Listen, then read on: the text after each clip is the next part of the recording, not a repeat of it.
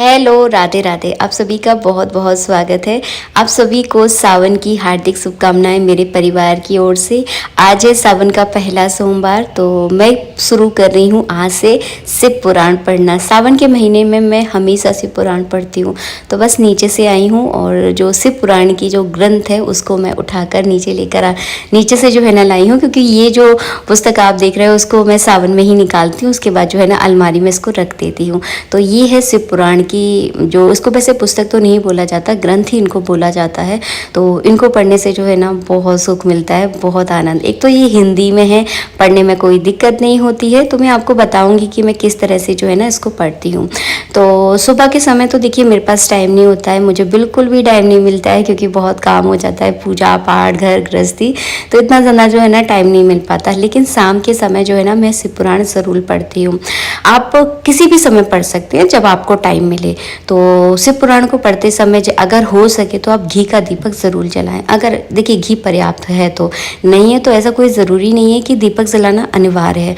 अगर जलाते हैं तो ज़्यादा अच्छा है। कहते हैं ना, आपको एक उदाहरण दूँ, अगर आप जैसे कि कोई पुए बना रहे हैं, जितना गुड़ घोलोगे उतना मीठा होगा। तो मतलब दीपक अगर जलाते हैं तो ज़्यादा अच्छा माना जाता है। अगर नहीं है आपके पास इतना घी तो बिल्कुल भी मन छोटा नहीं करना, कोई दिक्कत नहीं है। बिना दीपक जलाए भी आप शिव पुराण पढ़ सकते हैं।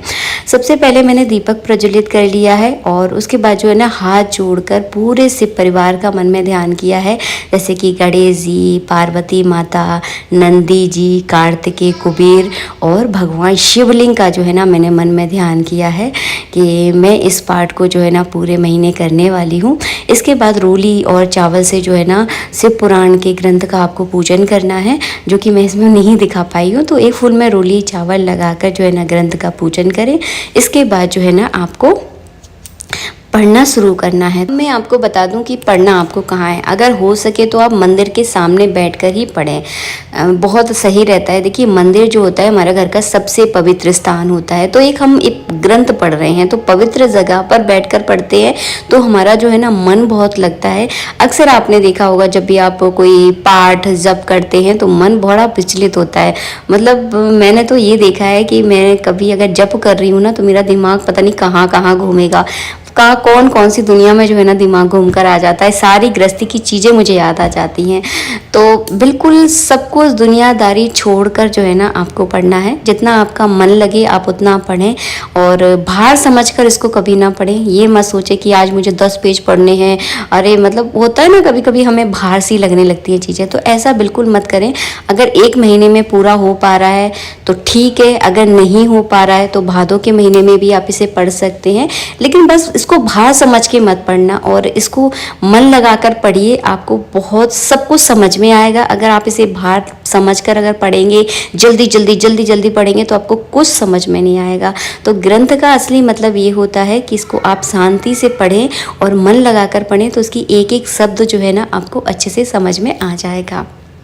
आप चाहें तो किसी भी अगर आपके शहर में कोई पुराना शिव मंदिर है तो वहाँ जाकर भी आप शिव पुराण का पाठ कर सकते हैं, बहुत आनंद मिलता है। बेलपत्र के नीचे आप शिव पुराण का पाठ कर सकते हैं।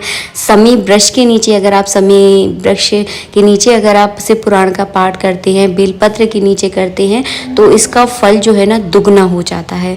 देखिए जितना चीज़ों को हम थोड़ा सा अच्छे तरीके से करते हैं, मेरे कहने का मतलब ये है, तो उसका फल जो है ना और ज़्यादा दुगना होता है। तो किसी भी शिव मंदिर में बेलपत्र के नीचे या समी वृक्ष के नीचे या घर में भी आप मंदिर के सामने बैठकर कर सकते हैं। तो ये 3-4 जगह हैं जहाँ पर शिव पुराण का पाठ किया जाता है और हमेशा आसन पर बैठकर ही आप शिव पुराण का पाठ करें।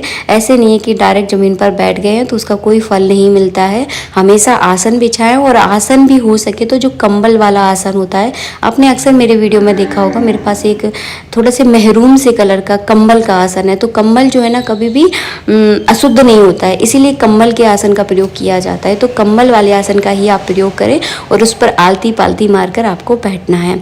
कुछ लोगों के पैरों में प्रॉब्लम होती है, जैसे कि उम्र के साथ हो ही जाती है, नहीं बैठ पाते हैं, आलती पालती मार के बैठना थोड़ा दिक्कतमय होता है। तो वो लोग स्टूल पर बैठकर भी जो है ना शिव पुराण का पाठ कर सकते हैं। जब भी आप शिव पुराण का पाठ करें, डायरेक्ट जो है ना या तो अपनी गोदी में या डायरेक्ट ज़मीन पर शिव पुराण को ना रखें। हमेशा कोई पटा या जो रेल होती है ना, जिसको रेली बोलते हैं, जिस पे ग्रंथ रखा जाता है, उसका भी आप प्रयोग कर सकते हैं। मेरे पास चौकी थी तो मैंने चौकी पर जो है ना शिव पुराण को रखा हुआ है। चौकी के ऊपर आप चाहें तो कपड़ा भी बिछा सकते हैं सफ़ेद कलर का, तो वो अपने हिसाब से देख लें। क्योंकि जब हम बाहर कोई शिव मंदिर में जाकर जब पाठ करते हैं तो इतनी सारी सुविधाएं तो देखिए नहीं हो पाती। आप सिंपल तरह से भी जो है ना कर सकते हैं। कुछ चीज़ों का थोड़ा सा ध्यान रखना होता है, जैसे कि डायरेक्ट इतने बड़े ग्रंथों को गोदी में नहीं रखा जाता है। इनको जो है ना आसन देकर ही रखा जाता है। जैसे कि कोई पटा ले लें, रेल ले लें, उसके ऊपर इसको रखें, डायरेक्ट ज़मीन पर भी ना रखें। तो इस तरह से जो है ना शिव पुराण का पाठ किया जाता है। आशा करती हूँ वीडियो अच्छा लगा होगा। वीडियो अच्छा लगा है तो प्लीज़ वीडियो को लाइक कीजिएगा। जैसे ही शिव पुराण का पाठ आपका संपूर्ण हो जाए, मतलब पूरा समाप्त हो जाए, उसके बाद जो है ना कम से कम एक ब्राह्मण को भोजन ज़रूर कराएं और उस दिन जो है ना रुद्र अभिषेक ज़रूर करें अपने घर में। तो बहुत सरल तरीका है और अगर 1 महीने में हो जाता है तो बहुत अच्छा है। अगर ना हो पाए तो भादों के महीने में भी आप कर सकते हैं। मिलेंगे आप सबसे नेक्स्ट वीडियो में। वीडियो अच्छा लगा है तो प्लीज़ लाइक कीजिएगा। राधे राधे।